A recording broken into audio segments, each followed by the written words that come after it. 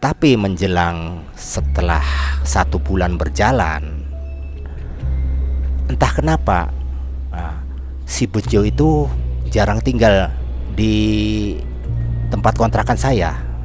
Dan saya melihat sosok perempuan ada di pintu kamar saya, sedang berdiri.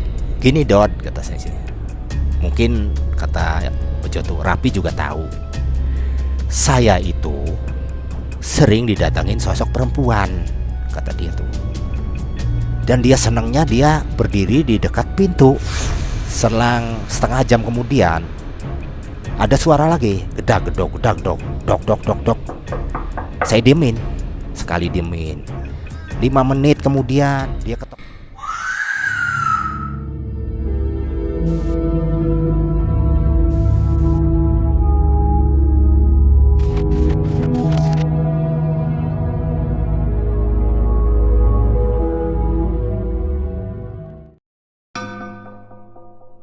Assalamualaikum warahmatullahi wabarakatuh. Selamat berjumpa kembali dengan saya Kang Idod. Selamat malam Sobat Melihat Malam. Pada malam hari ini saya akan mengisahkan kisah pribadi saya ketika saya masih duduk di perkuliahan. Pada tahun 1990. Kala itu kampus saya pindah dari Jogja ke daerah Bantul. Jadi terpaksa saya juga mahasiswa lainnya harus pindah kos, mengikutin di mana kampus kami yang baru berpindah di lokasinya di daerah Bantul, dan kami harus mencari kontrakan lagi, kos-kosan di daerah Bantul. Pada waktu itu kebetulan saya bertemu dengan teman satu daerah di kampus lama pada saat itu sebelum pindah. Bertemu dengan teman satu kampung, yaitu yang bernama Rapi dan Bejo itu. Walaupun Rafi dan Bejo itu satu kampus dengan saya, tapi mereka beda jurusan. Akhirnya saya berbicara kepada dua teman saya itu untuk bersama-sama mencari sebuah rumah kontrakan di daerah Bantul, karena dia juga sama kampusnya juga pindah, dengan harapan bahwa kalau kami semua urunan dengan 3 orang itu, dengan teman saya itu, mudah-mudahan dapat meringankan beban untuk biaya kos tempat tinggal. Akhirnya diputuskan Raffi dan Bejo itu kita bertiga pada saat hari libur, hari Minggu, saya dengan menggunakan motor menuju lokasi Bantul di mana kampus baru itu ada di sana. Jadi saya cari tempat kontrakan lah istilahnya, lokasinya yang tidak berjauhan dengan kampus supaya bisa mengirit biaya transportasi. Maklum pada waktu itu saya pribadi bukan termasuk orang yang berada. Kebetulan ayah saya kan seorang pegawai negeri, dan adik saya juga kuliah juga di Solo. Jadi mau tidak mau saya harus bisa menyelesaikan kondisi keuangan orang tua saya. Maka dari itu dengan harapan kalau kita bisa mengontrak dan uangnya kita urunan bertiga, mudah-mudahan bisa terjangkau gitu, dibandingkan dengan kos-kosan sendiri-sendiri. Singkat cerita, saya nyampe di daerah Bantul karena memang tidak jauh ya dari Jogja, sekitar 5 sampai 8 km lah dari tempat kami kos yang lama. Akhirnya kami memasukin suatu perkampungan di mana dari perkampungan itu masih terlihat gedung menjulang tinggi dengan 3 lantai ya. Itulah kampus saya dan kampus kedua teman saya ini. Kami menanya-nanya kepada warga setempat bagaimana, apakah ada di sini suatu rumah yang mau dikontrakkan gitu. Hampir kami bertiga berkeliling lah sekitar 1 jam lebih, menanyakan ke sana ke sini. Akhirnya dapat juga informasi bahwa ada rumah yang mau dilepas kontrak. Jadi sebetulnya sudah ada di situ kontrakan yang lama, cuma entah kenapa dia mau oper kontrak. Akhirnya saya mendapat informasi seperti itu. Saya langsung mendatangin rumah yang dituju dari informasi warga setempat. Akhirnya kami bertemu. Kebetulan isi rumah kontrakan yang lama itu seorang mahasiswi perempuan ya. Setelah ngobrol-ngobrol, ternyata menurut dia sudah tidak betah katanya.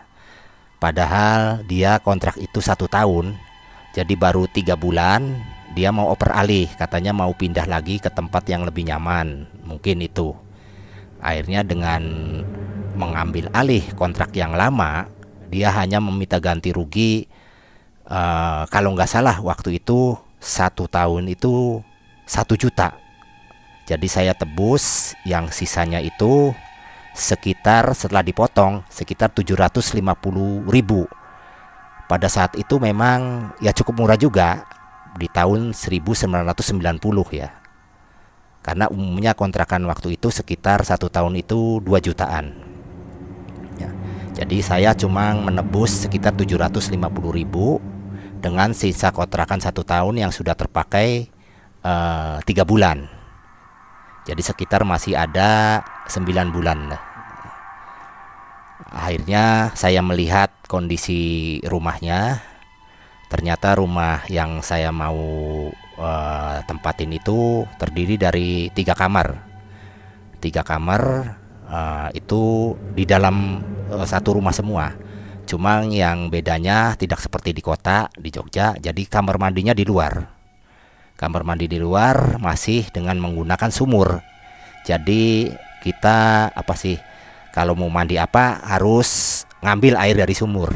Kalau istilah bahasa sininya sih nimba, itu memenuhin. Tapi itulah saya menyanggupin karena memang cukup murah dan terjangkau. Hitung-hitung kita olahraga lah istilahnya.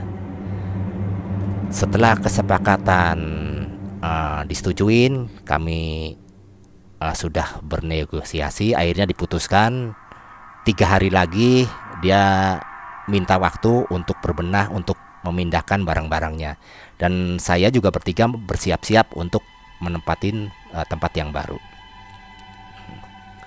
Singkat cerita ya, kami awalnya menempatin rumah yang baru. Pada umumnya lah, kita sama-sama mahasiswa waktu itu. Kebetulan saya pindah itu menyelesaikan perkuliahan yang terakhir. Kami berdua berbenah lah. Akhirnya diputuskan bahwa Bejo itu menempatin kamar yang paling ujung, yang pertama dekat ruang tamu. Kemudian Raffi itu di kamar tengah, yang nomor 2. Saya paling belakang, nomor 3 ya. Kami semua sudah membenahin semua barang-barang dan sudah memindahkan dari kosan yang lama ke rumah kontrakan yang baru. Waktu berjalan dari hari ke hari ya. Tidak ada tanda-tanda sesuatu yang mencurigakan lah. Semua normal-normal saja. Saya belajar, kemudian kuliah, kembali lagi ke rumah.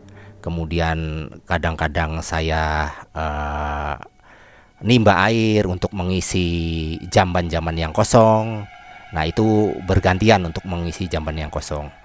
Dan kebetulan rumah yang kami tinggal itu pada saat itu jauh dari rumah penduduk. Jadi antara rumah satu dengan rumah satunya itu masih jauh. Jadi kebetulan saya posisinya ada rumah, mungkin rumahnya sih rumah baru, tapi jeda antara rumah saya dengan rumah penduduk tuh bisa sekitar 300 meter. Di sebelah kanannya juga kosong sawah-sawah. Nah, masih pada saat itu, pada tahun 1990 itu tidak seramai kondisi sekarang. Jadi kebetulan kampus yang baru pindah itu baru kampus saya saja. Jadi di situ juga belum banyak rumah-rumah kos. Itu baru diadakan pada saat dimana ada kampus baru. Jadi kebetulan kami pertama di situ. Jadi jaraknya karena itu terlalu jauh, pada malam hari ya sepertinya suara kodok, kemudian suara-suara angin, suara dedaunan itu menjadi kebiasaan kami, seperti musik saja gitu. Tapi menjelang setelah 1 bulan berjalan, entah kenapa si Bejo itu jarang tinggal di tempat kontrakan saya. Pikir saya awalnya mungkin dia tidur di rumah temannya lah, pikir saya ya. Tapi kalau saya tanyain, ya dia hanya senyum, kemudian jenuh di sini, sepi aja nggak ada inti. Jadi dia sering tidur di rumah temannya. Waktu bulan pertama tidak ada masalah, hari-hari kita jalanin dengan kebiasaan walaupun di malam hari sangat sunyi. Ya. Di malam kedua ternyata menjadi suatu keanehan. Ternyata Raffi juga ikut tidak tidur di kontrakan.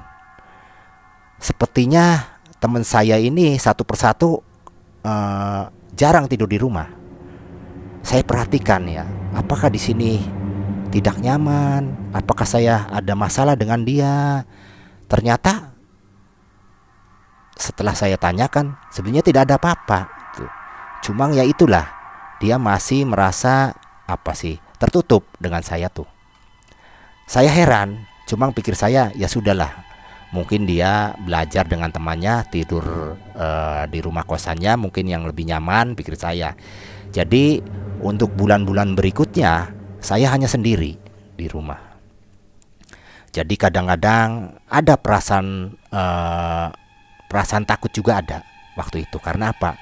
Pada saat malam hari di mana saya mau buang air ya, saya harus keluar dari rumah. Dan kebetulan yaitu WC kamar mandinya ada di luar rumah. Harus melewati ruangan terbuka dulu.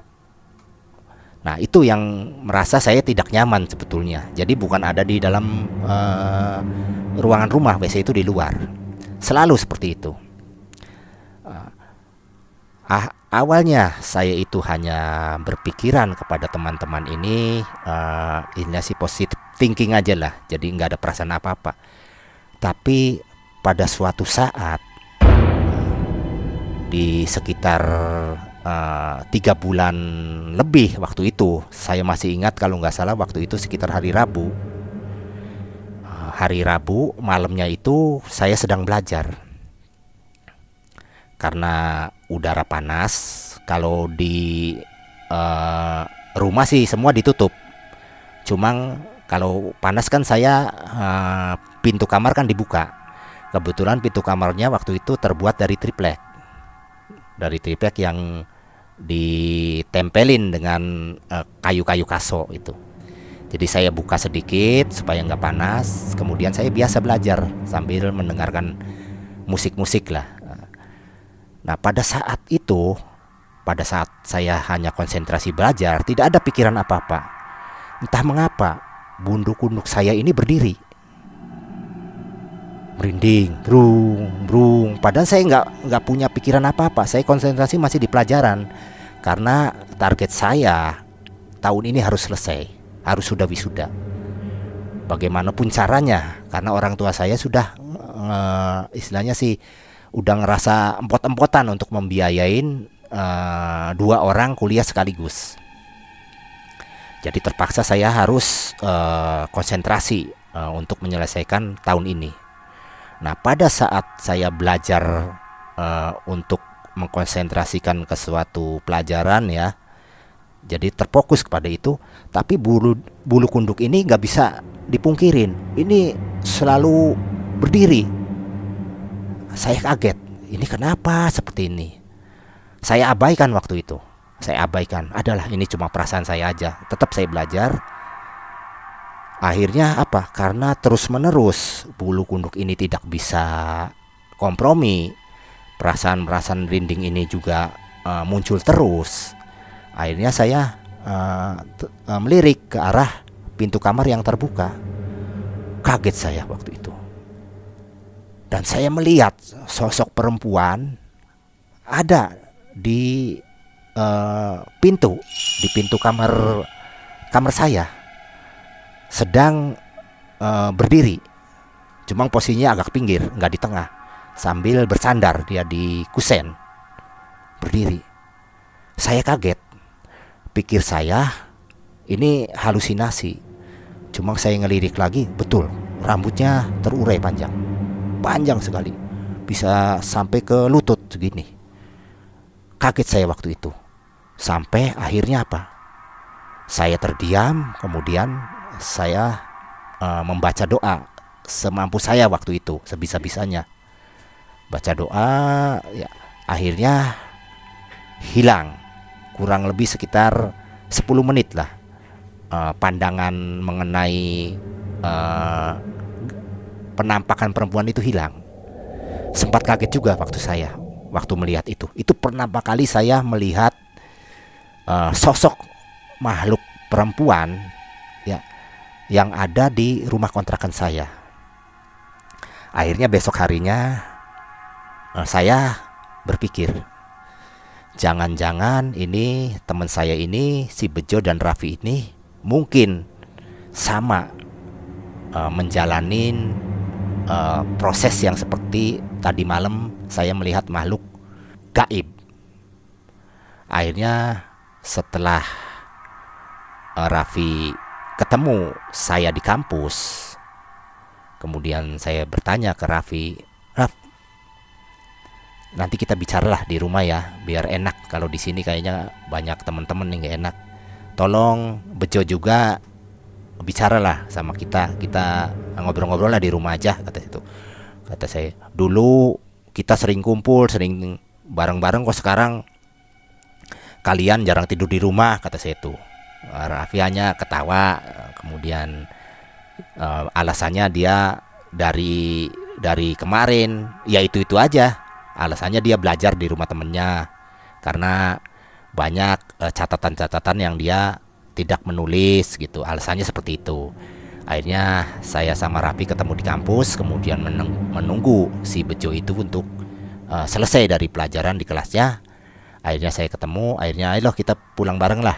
Ayo kita pulang bareng di rumah, kita ngobrol. Ya kita masak-masak lagi lah seperti dulu. Biasanya kita masak bareng ya. Kalau kebiasaan kita bertiga itu kalau masak nasi itu bersamaan, tapi lauknya kita urunan beli itu. Nah itu. Jadi saya rindu sekali pertemuan seperti pada saat awal-awal kita memasuki kontrakan. Akhirnya kurang lebih sekitar pukul 5 sore saya bertiga pulang ke rumah kontrakan. Kemudian kita ngopi bareng ya, sambil makanan kecil di ruang tamu. Kemudian saya berkata kepada Bejo dan Raffi mengenai sering perginya mereka berdua, apalagi di malam Jumat gitu. Umumnya itu yang bikin saya agak merinding biasanya. Cuma baru tadi malam lah saya menyaksikan penampakan seperti itu. Akhirnya saya bertanya kepada Bejo yang awalnya dia yang sering tidak tidur di rumah. Jo, terus terang aja lah, kata saya tuh. Kamu tuh sebetulnya jarang tidur di rumah, sebenarnya ada apa? Kan nggak mungkin kalau kamu belajar tiap hari di rumah temen. Bukan kan temen yang kamu tumpangi juga kan ngerasa keberatan. Apalagi kamu kan punya kosan di sini, punya kamar, kata saya tuh. Jadi saya mau mengoreksi kenapa sebabnya dia itu jarang tidur di rumah, kata saya. Akhirnya Bejo hanya senyum, kemudian sudah Jo, nggak usah malu-malu. Apa saya merasa bersalah kepada kamu, nggak enak dalam ucapan, saya minta maaf. Cuma ini saya mau tahu biar kita permasalahan di sini kan kita bisa pecahkan bersama, kata situ. Saya itu istilahnya sih kontrak bersama-sama ini untuk ngirit gitu supaya keuangan saya terjangkau dalam menyelesaikan perkuliahan yang terakhir, jangan sampai menjadi hambatan.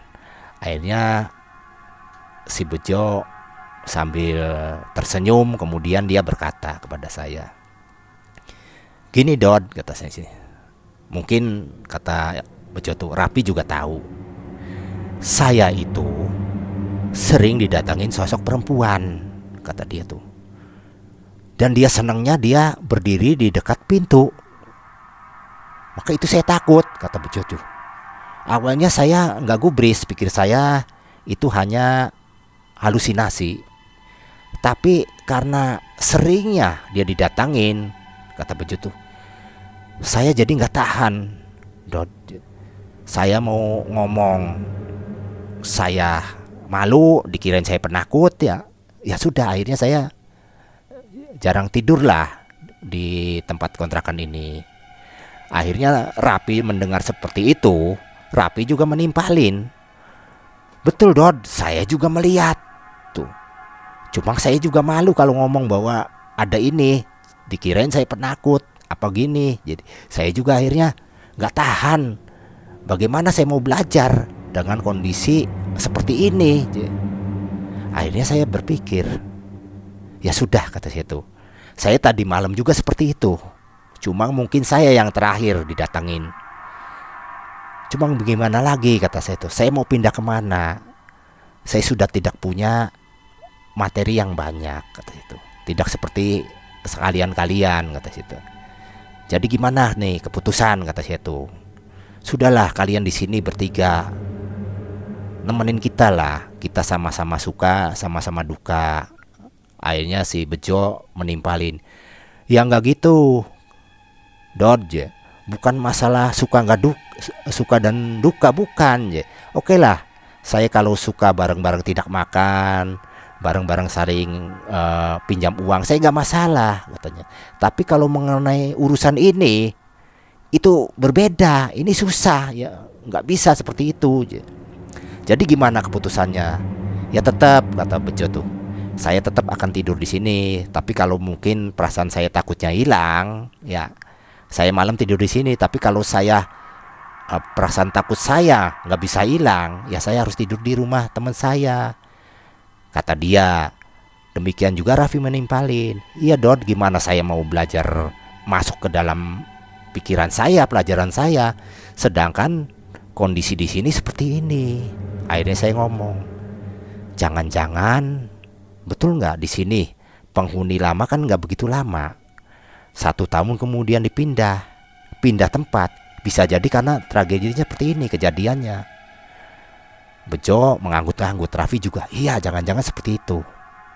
Ya udahlah, kalau memang keputusan seperti ini, akhirnya saya nggak bisa memaksa. Silahkan kalian punya takaran dalam diri kalian masing-masing. Saya juga tidak memaksakan, karena apa? Kalau Bejo sama Raffi ini terganggu pelajarannya, ya itu saya udah nggak bisa ngasih komentar waktu itu. Silakan. Cuma saya bukan ini ya, bukan menyombongkan diri. Saya itu terus terang tidak bisa ninggalkan ini. Karena apa?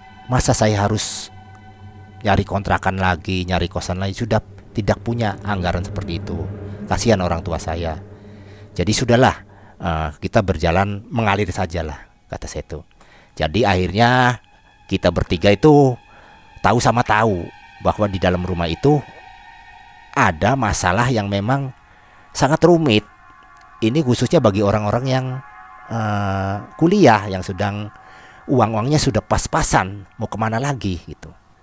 Akhirnya saya memutuskan, ya sudah, saya harus di sini karena ini tanggung saya istilahnya sih 1 semester lagi selesai.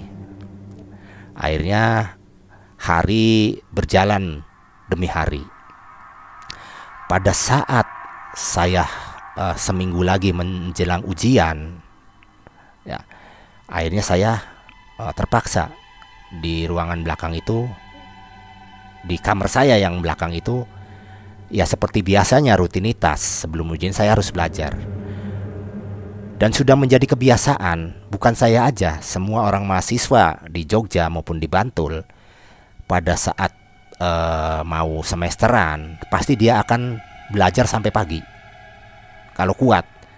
Kalaupun itu tidak kuat, mini-mininya itu sampai jam 2 malam. Itu menjadi kebiasaan mahasiswa di sana. Nah, demikian juga saya. Tuh. Pada saat itu saya sudah menyiapkan semua buku-buku untuk belajar, dan saya sudah niatkan, sudahlah apapun yang terjadi saya harus belajar. Pada saat saya belajar itu awalnya sekitar pukul 9 malam. Tuh. Jadi karena saya merasa takut terganggu dengan makhluk-makhluk itu lagi, akhirnya saya tutup pintunya. Pintu kamar saya tak tutup, tak kunci dari dalam, supaya dia tidak terlihat lagi pikir saya waktu itu. Setelah waktu saya sedang belajar membaca kesana kesini sambil menghafal ya, ternyata pintu kamar itu ada yang ngetuk. Dok, dok, dok, dok. Saya pikir barangkali Raffi apa Bejo datang. Saya lihat jam masih pukul 9 malam. Jadi masih agak sore lah. Jadi saya buka pintu kamar saya, gak ada. Kemudian saya menuju ke ruang tamu, membuka pintu luar. Hawa dingin menerpa. Kebetulan angin itu di sana agak santer dan masih ada pesawahan, jadi udara dinginnya terasa sekali. Ternyata saya keluar tidak ada orang. Saya lihat ke sana kemari tidak ada orang. Pikir saya, jangan-jangan saya salah dengar. Akhirnya saya tutup lagi, saya kunci lagi pintu rumah. Saya masuk ke kamar lagi, saya kunci, saya lanjutkan belajar. Selang setengah jam kemudian ada suara lagi, gedak gedok, gedak dok, dok dok dok dok. Saya diemin, sekali diemin. 5 menit kemudian dia ketok lagi, tok tok tok tok. Saya diemin, saya dengerin, dan jelas suara itu ada di pintu kamar saya. Karena terbuat dari triplek, suaranya nyaring. Gedok lagi, dok dok dok dok. Timbul perasaan saya terganggu. Pertama merinding, buduk-buduk merinding, terganggu. Akhirnya dengan memaksakan diri saya buka pintunya. Saya buka, tidak ada orang. Subhanallah, saya baca-baca ya, baca Fatihah, baca Al-Ikhlas, baca Anas, saya tutup lagi.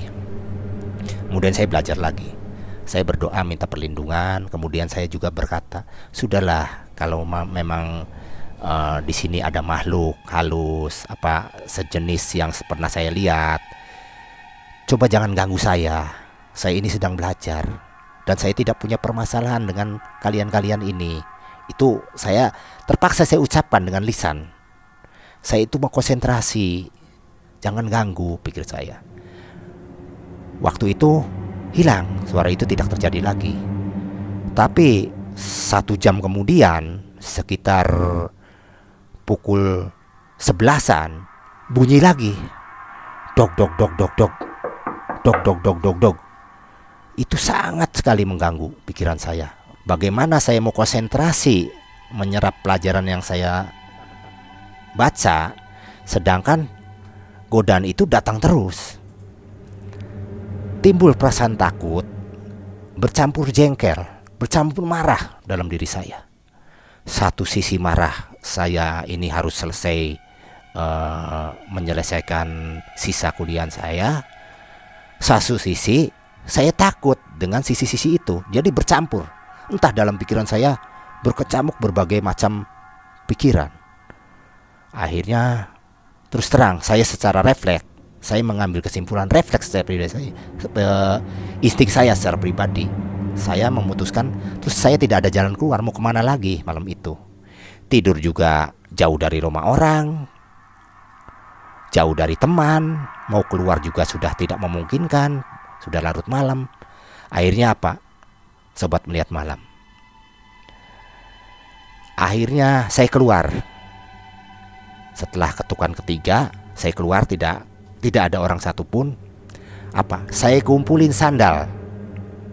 Sandal-sandalnya Bejo, sandalnya Raffi, sandal saya kumpulin semua, termasuk sepatu-sepatu. Saya kumpulin, masukin ke dalam kamar saya. Kemudian saya belajar lagi. Itu sekitar pukul 12 muncul lagi suara itu. Dag dog dog dog dog dog dog dog. Dari perasaan takut timbul menjadi marah, jengkel. Saya lempar itu pakai sandal pintu itu. Lempar sama saya. Bleduk. Diam dia. Diam. Aduh, gitu saya belajar lagi, lanjutin. Sempat itu seperempat jam dia diam. Kemudian seperempat jam muncul lagi. Tok tok tok tok. Lempar lagi sama saya. Bleduk. Tuh. Sempat lama lagi. Setiap dia ketuk saya lempar. Setiap dia ketuk saya lempar. Rupanya lempar saya itu terlalu keras. Akhirnya ada suara orang ketok-ketok pintu. Dok dok dok dok dok dok dok dok. Terdengar sama saya itu. Apa ini masih suara makhluk halus yang ini, tapi terdengarnya di luar rumah, di kamar di pintu rumah. Terus ada suara, Idod, ada apa ini? Akhirnya saya keluar. Ternyata tetangga sebelah, orang kampung sebelah datang, 2 orang. Mas Idod, ada suara apa tadi beledak-beleduk? Kata dia tuh. Saya kaget, ternyata dia tetangga sebelah. Saya ingat namanya Tony waktu itu. Oh iya Mas Tony, kata itu. Enggak, ini saya, karena saya itu ya mau bicara apa ya waktu itu. Udah enggak apa sih, udah pikiran itu enggak akan bicara yang sisi-sisi aneh, nggak mungkin saya bicara itu, kata saya. Kondisinya sudah malam juga.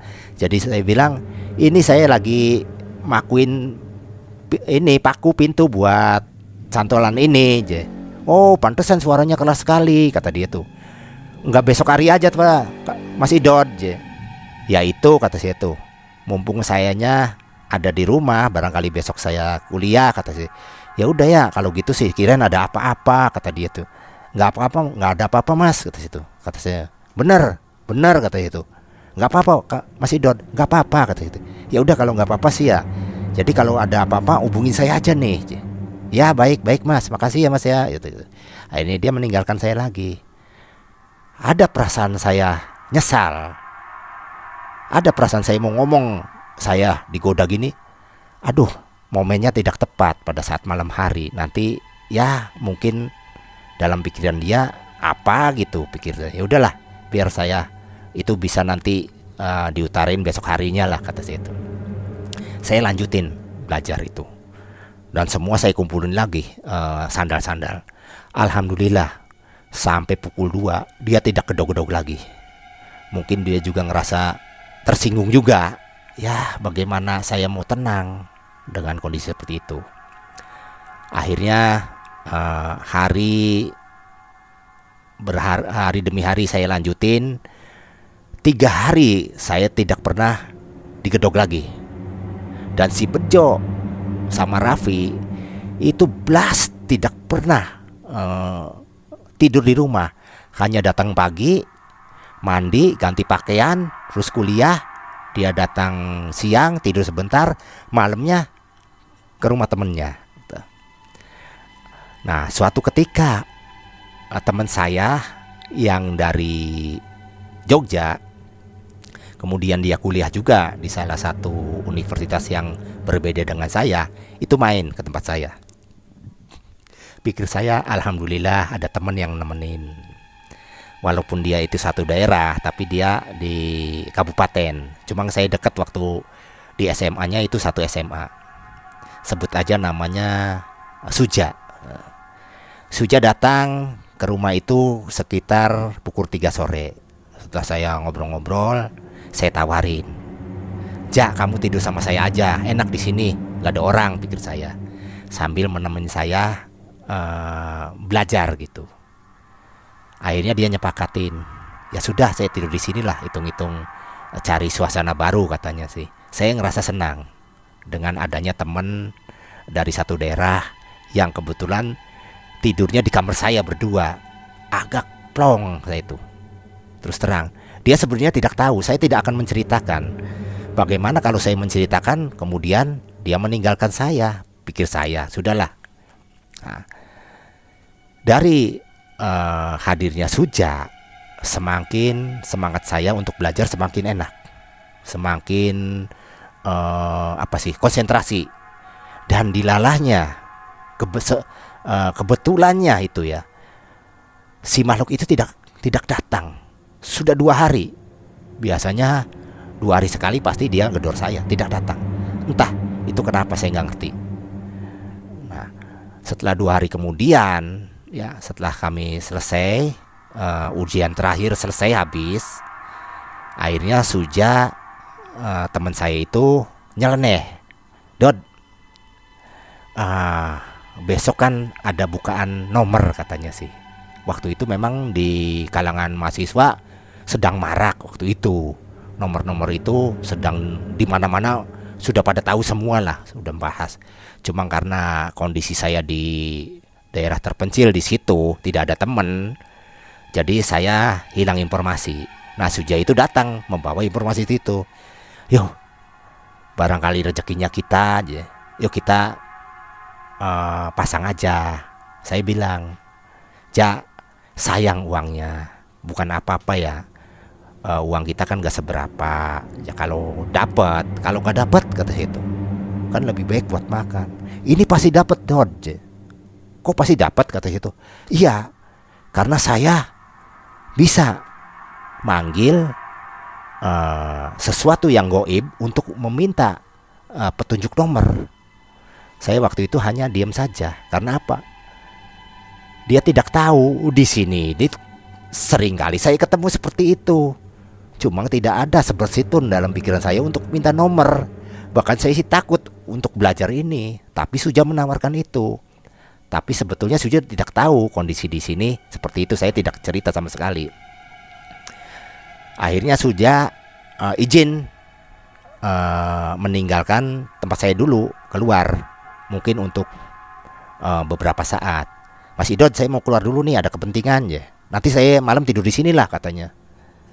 Kata saya, "Iya, Ja, jangan lupa ya, tidur di sini," kata itu. "Kebetulan kan malam ini kan malam Jumat," kata itu.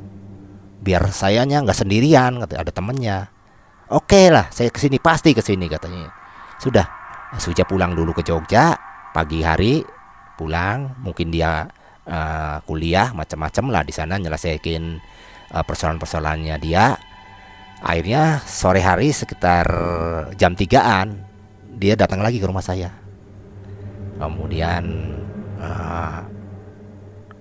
masuk ke kamar saya, ngobrol-ngobrol. Kaget saya, dia sudah menyiapkan semua kebutuhan untuk pemanggilan makhluk gaib yang berhubungan dengan nomor. Saya lihat di bungkusannya, di kresek itu ada telur, kemudian ada kopi, kemudian ada sejenis menyan yang warnanya apa sih, seperti putih-putih itu, ada yang hitam juga. Kata si, "Ja, kamu buat apa ini?" kata itu. "Dod, kan lumayan kalau nanti dapat rezeki aja. Kita kan orang kosan, nggak banyak kok pasangnya aja, sekedar iseng-iseng. Tapi kalau dapat kan lumayan. Saya terdiam aja karena apa? Dia sudah membeli semua perlengkapan. Kalau saya nolak, apa saya ini takutnya dia kecewa dan tidak mau tidur lagi di rumah saya. Jadi akhirnya itulah dia memaksakan niatnya dan saya juga terpakai setujuin. Singkat cerita, ya karena saya menyetujuin dengan mengikuti aturan dia semua itu sesajian disiapkan. Kebetulan diadakannya di ruang tengah. Jadi karena nggak ada orang, kita berdua dia siapkan dengan membakar kemenyan. Saya katanya di depan, biarlah Mas Idod yang di depan, nanti Mas Idod yang mencari informasinya, mencari kode-kodenya, melihat kode-kodenya. Nah, si Suja itu yang merapal. Ya udah, saya seperti pucung, ikut sajalah. Karena bagaimanapun ya, pertama biar Suja itu tidur di rumah saya. Itu dimulai dari jam 12. Tank jam 12, saya lampu dimatiin. Kemudian Suja membaca terus sampai jam 1. Ya, jam 12 lewat, jam 1 lewat, jam 2 lewat. Saya tidak melihat apa-apa, hanya capek. Akhirnya saya menjelang 2:30, saya berhenti. Sudahlah, kata situ, capek lah. Mana nggak nongol-nongol, kata situ. Udahlah, capek lah, kata situ. Sia-sia, kata situ. Akhirnya karena udah letih semua, saya tidur. Suja tidur di sebelah saya, berdempetan lah karena kasurnya itu cuma satu orang. Saya tidur di karpet. Nah, pada saat tidur sekitar jam 3, kaget saya. Awalnya seperti mimpi. Pada saat tidur di bawah, seperti mimpi, saya melihat sosok perempuan yang biasa saya lihat. Tuh, perempuan dengan rambut yang terurai panjang, mukanya pucat. Saya kaget. Awalnya saya mimpi. Setelah saya ngelihat terus seperti mimpi dan tidak mimpi, akhirnya saya membuka mata. Waktu itu ruangan di kamar gelap, tidak dinyalakan, hanya lampu sekitar berapa watt lah yang ada di pojok. Jelas sekali saya melihat dengan mata telanjang. Cuma apa? Badan saya nggak bisa bergerak. Kaget saya tuh. Betul bukan mimpi. Nah, dia tertawa kepada saya. Entah mentertawakan apa.